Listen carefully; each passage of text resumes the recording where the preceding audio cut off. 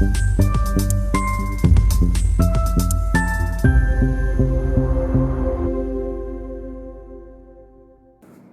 मित्रांनो, देशाच्या संरक्षण सिद्धतेच्या दृष्टीने अतिशय महत्त्वाची बातमी आहे.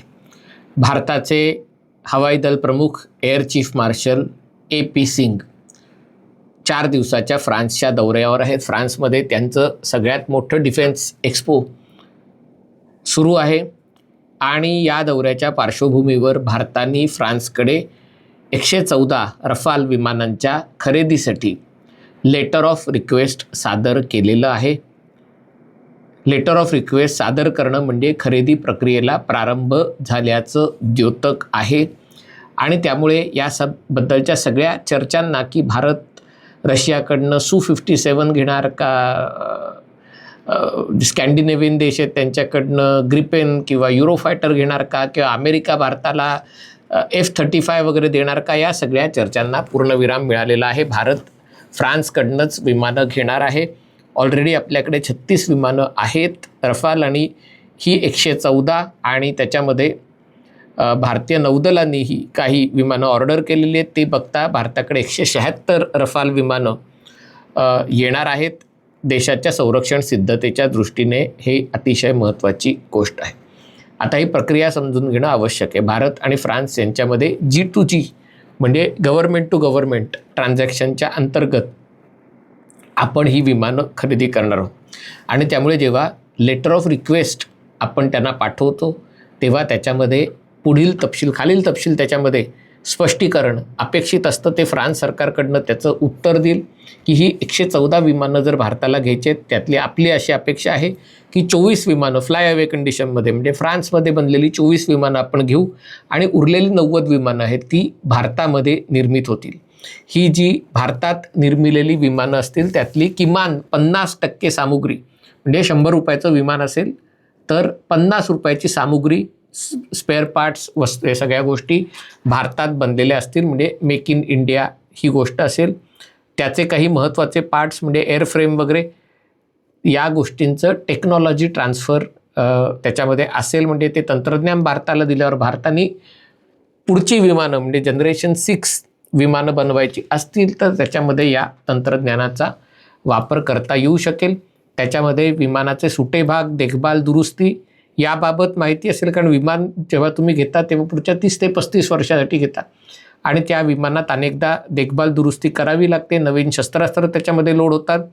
आणखीन एक याच्यातला महत्त्वाचा मुद्दा आहे की भारताची मागणी होती की याच्यामधला सॉफ्टवेअर कोड आम्हाला द्यावा. फ्रान्सची त्याला तयारी नाही आहे, कारण ते त्यांचं गुपित आहे, ते भारताला देणार नाहीत.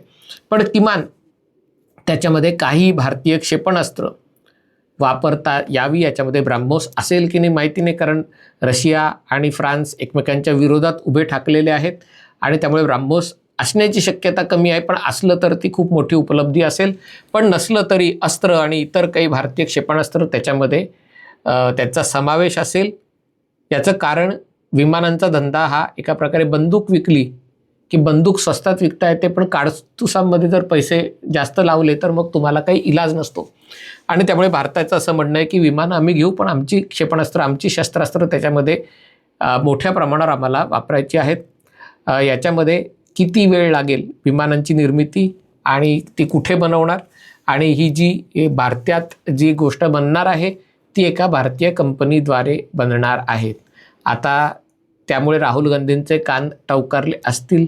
चुकून माकून ही कंपनी जर रिलायन्स असेल किंवा अदानी असेल किंवा आणखीन कुठली असेल की लगेच राहुल गांधी चौकीदार चोर हे करत बोंब मारायला मोकळे होतील. पण याच्यामध्ये या 90 विमानांचं जी निर्मिती आहे ती मेक इन इंडियाच्या अंतर्गत त्याचा जो ऑफसेट आहे ती भारतीय कंपनी करणार आहे. आता ही औपचारिक प्रक्रिया झाल्यानंतर असा अंदाज आहे की पंतप्रधान नरेंद्र मोदी लवकरच फ्रान्सला जाणार आहेत. कदाचित याच महिन्याच्या अखेरीस वगैरे जाणार आहेत. त्यावेळेला या खरेदीची पुढची पायरी आपल्याला हे करता येऊ शकेल.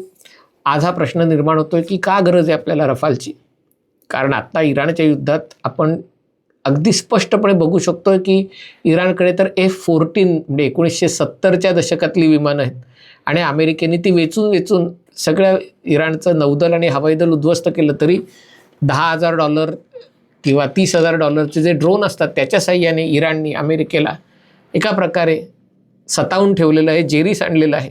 असं असताना तुम्हाला एवढ्या अत्याधुनिक विमानांची गरज काय आहे? कारण हा जो 114 विमानांच्या खरेदीचा आकडा आहे तो जवळपास 3.25 लाख कोटी रुपये इतका असणार आहे. त्यामुळे हे जे सगळे आनंदी राष्ट्रवादी मंडळी आहेत ती सुरू होतील की याच्यामध्ये किती माणसं जेवू शकतील, किती शाळा बांधता येतील, किती पाणपोया घालता येतील वगैरे वगैरे. पण तरी देखील या गोष्टी समजून घेणं आवश्यक आहे. कारण तुमच्या डिफेन्ससाठी तुम्ही ड्रोनचा वापर करू शकता.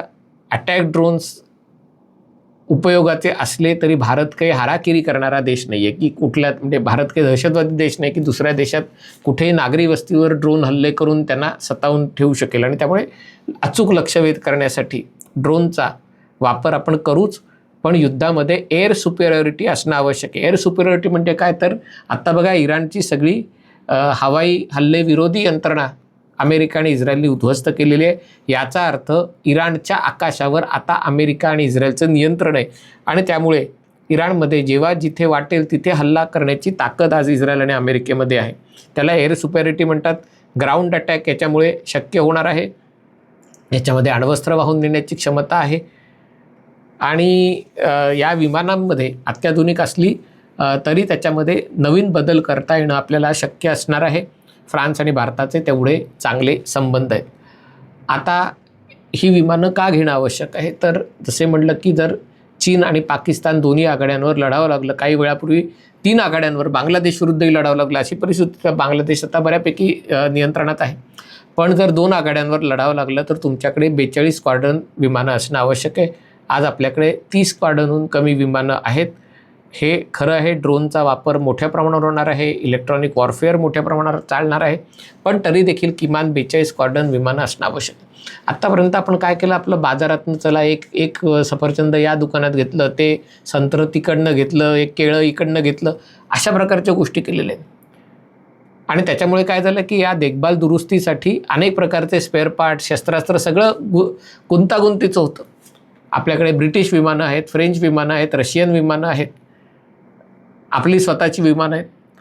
आणि असं सगळं करण्यापेक्षा जी गोष्ट इंडिगो एअरलाईननी केली, सगळी विमानं A320 किंवा A321, तशा प्रकारे एकाच देशाकडचा जर मेजर तुमचा स्टॉक असेल, रशिया का नाही, कारण मित्रांनो रशिया जरी चांगला मित्र असला तरी रशिया विश्वासार्ह देश नाही. रशियाची स्वतःची उत्पादन क्षमता भ्रष्टाचार आणि अकार्यक्षमतेमुळे गंजलेली आहे. आणि त्याच्यामुळे स्पेअर पार्ट्स वेळेवर येत नाहीत. जे स्पेअर पार्ट्स येतात त्याचा दर्जा चांगला नसतो. आपल्याला आठवत असेल MiG-21चे इतके अपघात झाले, त्याच्यामागे एक मोठं कारण होतं रशियातनं आयात केलेले जे स्पेअर पार्ट्स असतात दुय्यम दर्जाचे असतात. आणि त्याच्यामुळे जरी रशिया Su-57 देत असलं तरी ते तितकंसं चांगलं नाही आहे. रशियाच्या प्रेमापोटी आपण कमी चांगल्या गोष्टीला जास्त चांगलं आहे असं म्हणू शकत नाही.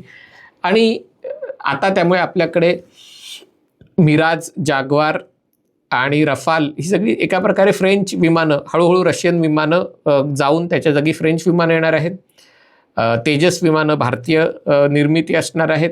आणि रशियन विमानं आपल्याकडे सुखोईची विमानं असणारच आहेत. पण MiG-29 हळूहळू जाऊन त्याची जागा MiG-29ची जागा ही रफाल विमानं घेणार आहेत.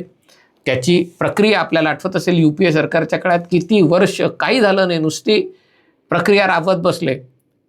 मोदी सरकारने ही 36 विमानांची प्रक्रिया राबवली, पूर्ण केली. आणि आता 114 विमानं, त्याचीही प्रक्रिया वेगाने पूर्ण होईल याची मला खात्री आहे. कारण 36 विमानं आहेत, नौदलाची ऑर्डर आहे. आणि त्यामुळे शून्यातनं सगळी काही सुरुवात करायची नाही आहे. आणि त्यामुळे ही जर गोष्ट वेगाने झाली तर भारताच्या संरक्षण सिद्धतेसाठी ते एक खूप मोठं यश असणार आहे. हा व्हिडिओ आपल्याला आवडला असेल तर कृपया लाईक करा, शेअर करा आणि चॅनल सबस्क्राईब करण्याची विनंती आहे. तुर्तास इथेच थांबतो. पाहत रहा MH48.